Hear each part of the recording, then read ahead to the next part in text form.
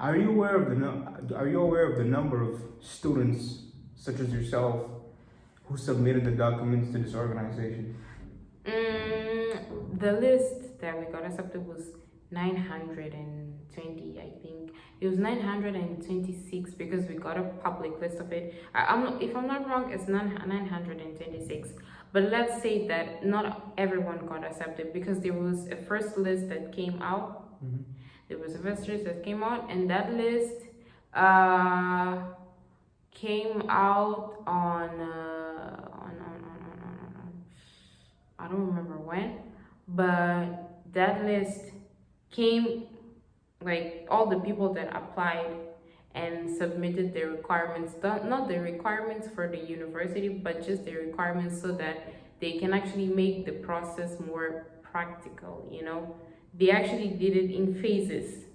First, you have to submit the requirement for you to apply for it. And then if you have the requirements for you to apply for it, you will apply for the universities later. Mm-hmm. So the first list of the first phase, which was the people who applied for it, was 900 and something. If I'm not wrong, it's 926. Mm-hmm. So let's say that it was something like 100 people that applied, and not everyone got accepted because not everyone.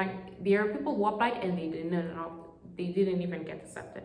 So accepted to get into the university, or accepted to do that process, to even go beyond, you know.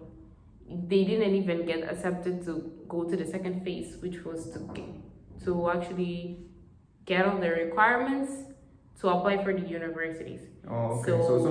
So the first stage is submitting documents to see if you're even a candidate to. Yes. To see if you're a valid candidate to actually apply to get into the university. Yes. Okay, and then the second stage is the people who actually submitted all the documents required. So that's a scanning process almost, like a verification. Yeah, exactly. I will call it scanning because I say the proper word is like scanning. But since it was, I would say it's 100. The probability. So the second stage, out of 926 people, it's 100 people who get approved. No, not 100. I would say it's 1,000. Sorry. What? I would say it was like 1,000 in the first phase because it was 936. I'll say the first phase was 900, and then the first stage was 1,000. Was the first stage 1,000 or 926? It was 900. The first stage. Okay. The second, there was not. They didn't count. Okay. So we do not really know how many, but there were a lot of people who didn't get accepted. There was even complaining there. People were complaining a lot, like, oh, my name didn't get accepted, and all those things. Like, what did I do wrong? You're not even giving me a proper explanation. Yada yada yada. It goes on, and at the end of the day, it's still the same. And then how about the next stage? How many people got approved? And I mean, what was the third stage? The second stage, where he said in the second stage about 900 people got approved to go to the second stage. He said on the second stage people. Let me explain it well. There is a first phase, or say stage. The first stage, you are actually just submitting the requirements for you to start the process. And the second stage, if you get accepted in this first stage, which is you have all the requirements. For example, they ask for things like passport, not your passport, photocopy of your passport, photocopy of your ID, and if, for example, you did not submit the photocopy of your passport, you will not get accepted even in the first phase, you know. It's just for them to scan it well and, you know, make it more practical. Imagine if all the people actually just started to apply in the second stage where you do not even have a passport, it would just be a waste of time to send it directly to the embassy and the embassy getting it and then seeing that you do not even have the requirements at all. Yeah. Like some documents are missing. Yes. Yeah. So the first stage was like 900 and something people that got accepted. And then we get to the second stage where you are actually going to apply, you're actually going to give your grades and all those things for you to apply for the university, the things that they ask. So in the second stage, I don't know how many people got accepted. I really don't know because I didn't count. They didn't even put the numbers. So I won't even speculate the number. I don't even know. But there were a lot of people who got accepted and who didn't too. And then we have the third stage. The third stage is for those people who do not, how can I say, for those people do not give up, you know, the people who didn't get accepted, they have a second chance. So there is a third stage. And if you don't get accepted in the third stage at all, you have to wait for the next year. That's how it functions. And like, at what stage did documents, I mean, how many people did like, the organization sends the documents to the embassy lab, right? How many people's documents were sent to the embassy by the organization? If you're aware of the number. I'm not aware. Okay. I'm really not aware because I don't know an exact number, and I don't even have a number in mind to speculate. I don't really know. But I will say they were quite a lot. Okay. Yeah, a mess of people, like a real mess of people. And how many people were approved by universities? Are you aware of that number? No, too. Even if you see the list, you won't, because they just give a list, a chronological list of alphabetical list, you know, of people, and you just see got accepted, did not get accepted, have a second chance, have a second chance, got accepted, did not get accepted, and that's how you see the names of the people and your stage, your answer, your results.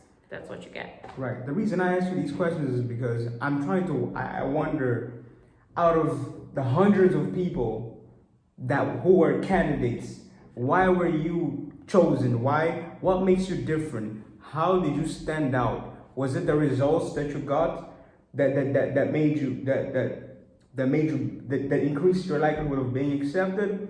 What can somebody who would like to apply for these universities, to these organizations, is there something that is within their control that they can do to increase their probabilities of getting selected? I know where you're getting to. Because were you lucky? Are you God's chosen? Or you know what I mean? Like, well, let's do why it. You get? Talk about it. Talk about it. I wouldn't say I was lucky, but I cannot say I was not lucky because I have heard. You're contradicting yourself right now. Yes, I am exactly. I'm doing the same exact thing. It's just that a lot of people didn't get accepted and they had good grades. So we, the ones who got chosen, did you have good grades? I did. How good? But what is good? I did nationals. I applied it with nationals instead of applying with my AS. It will be easier for me to apply with nationals and I'll translate. I did nationals and I did AS. I don't know if you remember, but I did nationals and I did AS. Yeah. So basically, you told me about all that. So instead of me just translating my AS, I did with the nationals. And the nationals, I got something like, was it even a B? It was not near. No, it was not B. It was C. The C plus exists. Out of 20, what's like the number? I was 14. 14. Yes, my average. Mm-hmm. So, and I saw a lot of people like, I got 16, I got 18, and I didn't even get accepted. Mm-hmm. And there you ask, what happened to them? We as candidates, we do not really understand because they were actually complaining that they applied everything, and it was not even one person, it was a lot. There were a lot of people who actually complained. So we don't know. I don't know if I was lucky, But I did apply. I did give them everything they asked. I got my 14 out of 20 and I still got accepted. Plus, you need to know that if you need to see if your course, your university is very competitive. For example, if you want to do medicine in University of Lisbon, you need to know that you cannot just apply for with bad grades and know, because there are a lot of people competing for that opportunity. So it depends on the course that you're doing. Yes. And how many people want that course. Yes. So, but I saw some people actually who say that they did not really have such good grades, but they still got into competitive universities and competitive courses. And some other people who actually told that they have the best of the grades, but they still didn't get it. So again, I will say that it's not really lucky, but the thing is, maybe you just have to stick to your own business. You just have to give them everything they want. Even if you have to add some things, just do it. Not really think about, the competition and all. But you cannot, we have 3 options. And with those 3 options, you cannot really just apply for competitive ones. If you have a bad grade, it's logical. But even if you have good grades, you do not really have to apply for the best of the best. It's very competitive. But if you want, maybe it's not